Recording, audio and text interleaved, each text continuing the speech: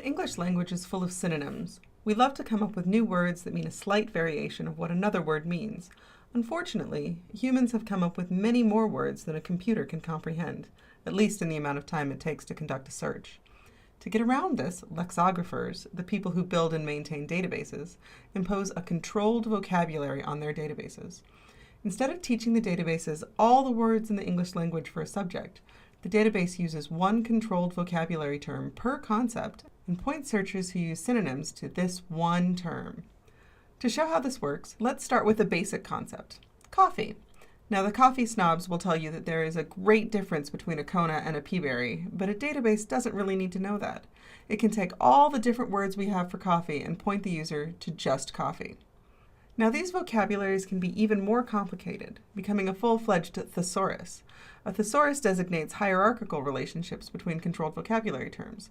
For example, when we think about coffee, the term beverages becomes a broader term. When we think about beverages, coffee becomes a narrower term.